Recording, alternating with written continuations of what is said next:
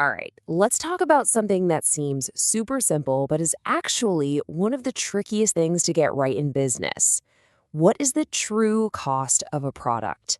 Get it right, you're golden. Get it wrong, and you could be in serious trouble. Luckily, there's a rule book for this, Ind AS 2, and today we're going to unpack it together. Let's get into it. So you get an invoice in your hand. It's got a price on it. That's the cost, right? Easy? Well, not so fast. That number you see, it's often just the beginning of the story. The real actual cost is something you have to build. And that brings us to our first big idea, what I like to call the price tag lie. We're about to see exactly why that number on the invoice is just a starting point for a way more interesting journey to find out what your inventory really costs. I want you to think of it like this. You don't just pay for inventory, you build its cost, piece by piece, almost like you're laying bricks. Some costs are going to get cemented right onto that initial price, making the final cost higher. And others, well, they get chipped away. Our entire job is to figure out which bricks belong and which ones need to be tossed aside. So how in the world do we know which bricks to use and which to ignore? It sounds complicated, right? Well, lucky for us, Ind AS 2 gives us a golden rule that basically governs every single decision we make. It's the foundation for everything we're about to build. And there it is. Now, that might sound a little bit like accounting speak, I know, but there are two phrases in there that are absolutely everything: present location and present condition. This is our filter. If a cost was necessary to get an item to where it is and in the state it needs to be in, it counts. Everything else, it gets a closer look. Let's just break that down into plain English. Present location just means it's in your warehouse or it's on your store shelf. It's not still on a boat somewhere. Present condition means it's ready to go, packaged up, assembled, whatever it takes to be ready for a customer or for you to use in production. It's all about being ready for action. Now let's grab our hard hats and look at the first set of building blocks. These are what we'll call the costs that stick. These are the expenses that are absolutely 100% necessary to meet that present location and condition rule. They get glued directly onto that purchase price. So what kind of costs are we adding on top of that price tag? Well, first, any taxes that you can't claim back from the government. Then, of course, the cost of shipping and delivery. And finally, any little fees for handling, insurance, or brokerage. Why? Because you couldn't get the product to its present location and condition without them. They're essential. You know, the way we handle taxes is a perfect example of this rule. If you can get the money back from the government, like a GST credit, it's not a real cost to your business, is it?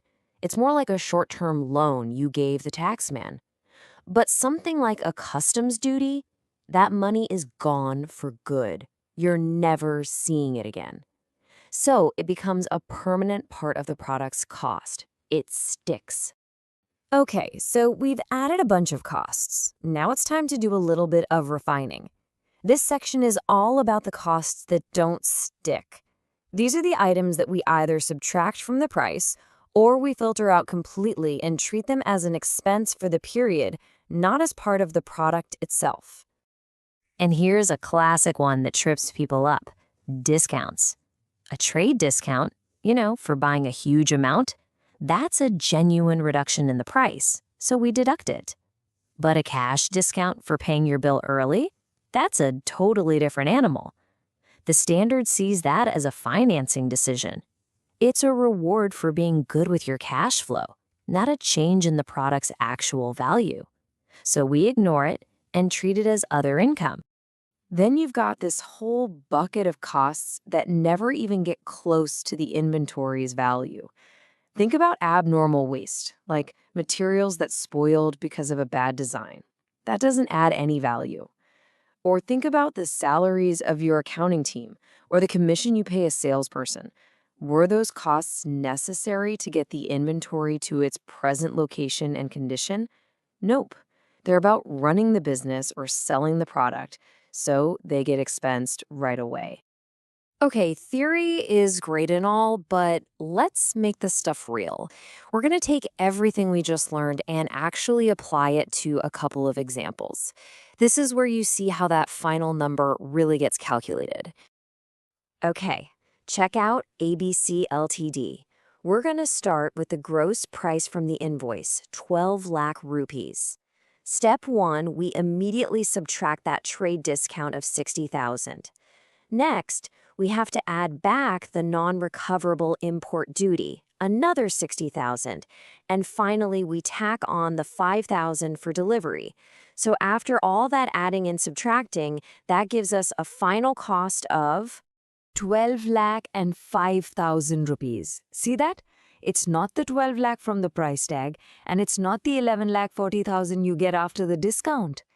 This is the true compliant cost of that inventory, built brick by brick, just like the rules say. This slide here just summarizes that filtering process perfectly. It's so clear.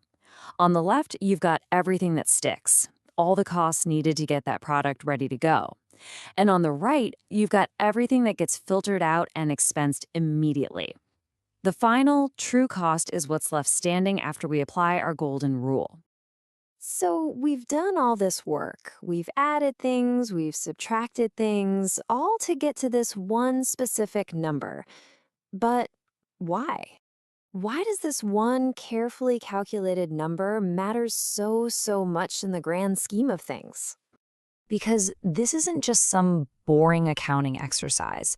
This one number, it has a huge impact on your company's reported profit, on the tax bill you have to pay, and even on the total valuation of your entire business.